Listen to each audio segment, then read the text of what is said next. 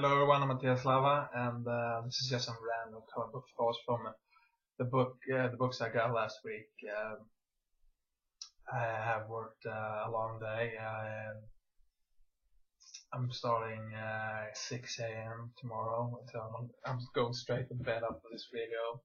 It's 8 p.m. here, so it's an early night. Yeah, I want to talk about the 4 or 5 books I read. And I want to start out with Jeff Lemire, Green Arrow.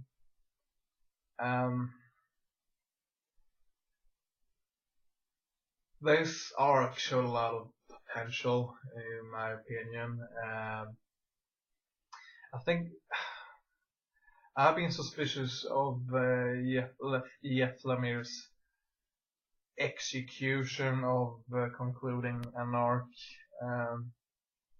Especially if you have read Trillium, you know what I mean.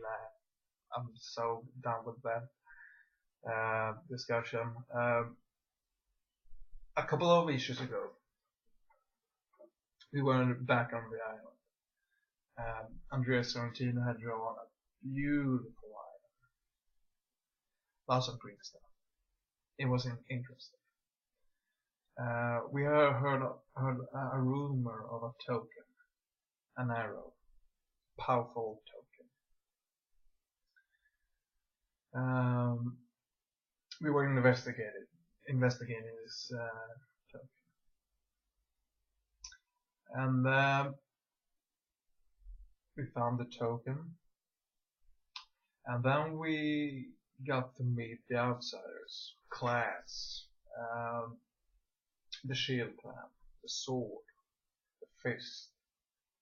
And so on. I can't remember all of them. And the first meeting was with the Shield clan.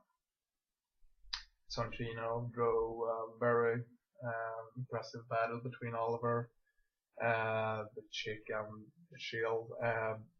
They looked like a real threat to Oliver. It was very exciting. And then something happened. We got away from this island quite instantly we went instantly to Prague, where the other clans, main villains, were located.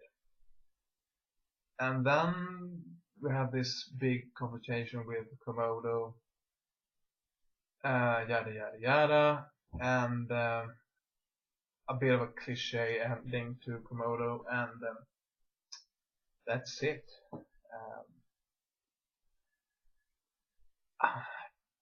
In my opinion, it feels a bit of a shame that this arc ended so early. It's been 6 years overall, but I think I would have stayed 4 issues more on the island, investigating more about this great mythology Jeff Lemire has written. The same thing with the other clans.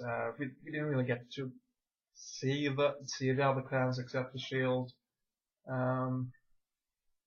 We get to see some bits of the sword, the fist, and some others. But you know, I would have really liked to see more from them. Maybe you know, the other outsiders. This is supposed to be a major threat to Oliver, but they were just in the background fighting Oliver's allies, and I felt, I want more. This is not a bad book, not at all. It's solid, but I feel there was so much potential in this story. It could be something you can talk about in the future, years ahead. Though it's easy for me to say who hasn't written the story, so I might think you can prove me wrong on this. Prove me, get a different opinion on this. I just felt that this is the second time Jeff Lemire has written some really interesting in the beginning, but then some things, the pacing has been too rushed, and then the final thing lacks something. I want more of this. It's a beautiful cover though, but I want to stay on the island. Yeah, a great book.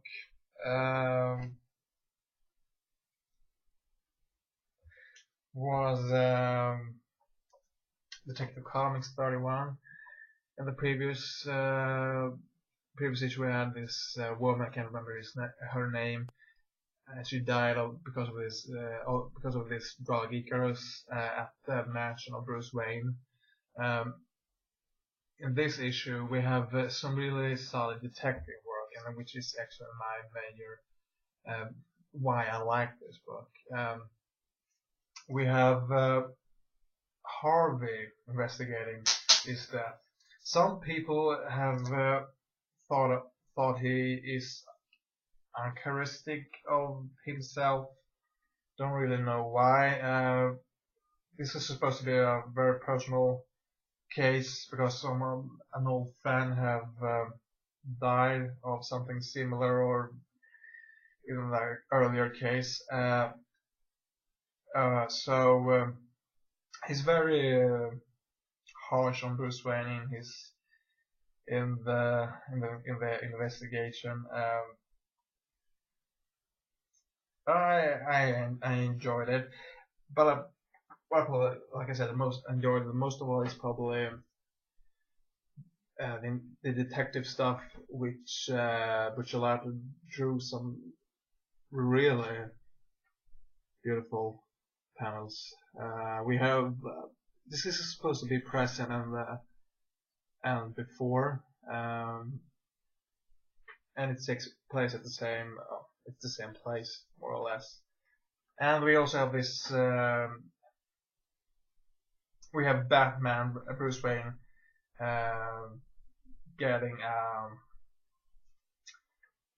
he's getting locked in with us. Not a sumo wrestler, but a villain who looks like a sumo, and I believe his villain name is Sumo. And there's a impressive battle in this tight area, and I think I'm spoiling this if I show this palette to you. But I really like what Manapul and Bachelada are doing with this book. I enjoyed the run on the Flash, and it feels refreshing. No, not refreshing. Feels some. I don't know, but I like it. A strange book is Moon Knight. The previous two issues have been I don't know what I thought of them, but I really I think I like this issue more than the others. It's actually quite impressive. We have it's a one shot. I still don't know where Ellis is taking this character, in what direction. Will be 10 straight one shots.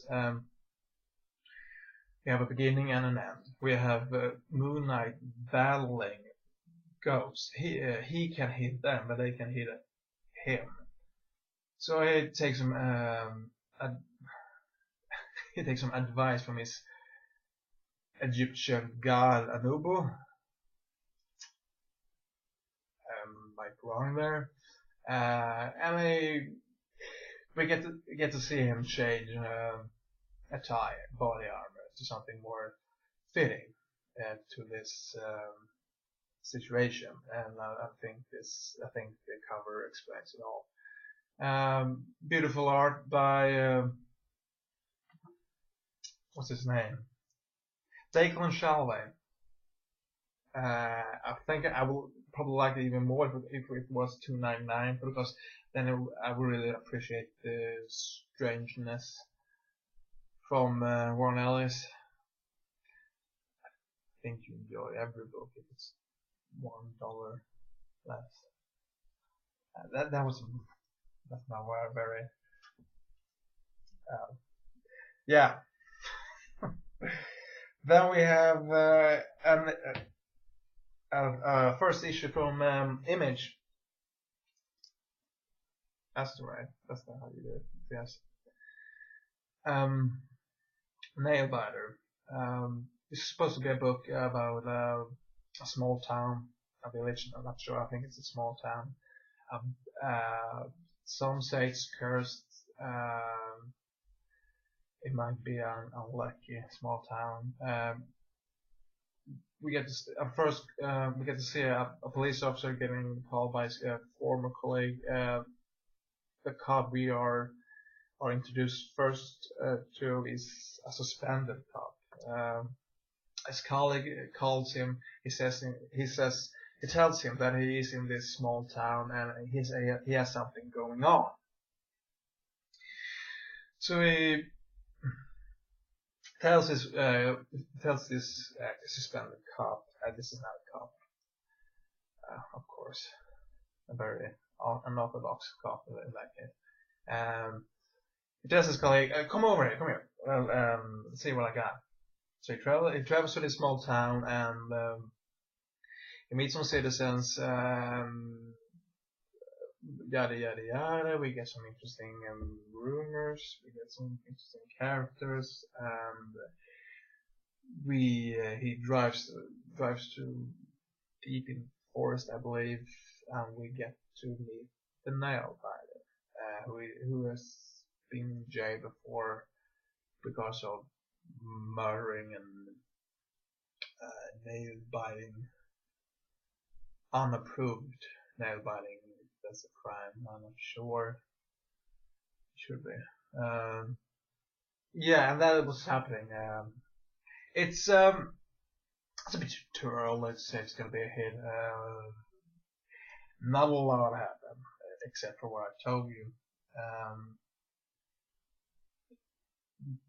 But it's Williamson who is writing Ghosted. I don't think it's a bad writer or a terrific writer. I enjoyed his Ghosted Volume 1. But this is supposed to be a horror book, and I couldn't need I enjoy good horror books, so I enjoy Afterlife Archie, but it's a different kind of horror. So, yeah, and the pick of the week is Magneto. This is a book which is supposed to be bad. It's supposed to be a book that Marvel throws to a mediocre writer. He writes an average plot and he gets his paycheck. That's what this book should be. This is actually kind of very relieving. I had this feeling of relief. What Magneto does in this book, we don't get to see it in some other Marvel and DC books. He's searching for humans who have wrong mutants before. He's finding a hidden place where some people are building a different kind of sentinels, not the large ones that we are familiar with, but these human sentinels. They built they use humans to build sentinels. And we're having flashback in Maggie's memory to Genosha, where a lot of mutants die. And then in the end we have Magneto facing a dilemma. And what he answers, and I can tell you have to read it yourself, but it's I think Marvel needs this. I think the comic book industry needs something that tells you I don't need to be protected by the political correctness in the world. I will do I would do what I help pleases me to do. I will find people, I will hurt them, and I don't care what you think. I know I'm going to hell and that kind of thing, and but that will stop me. And it's a badass book in that way. So yeah, that was my some random thoughts of what I read last week. So I want to thank you for watching, and good night. I'm going to sleep now. Bye.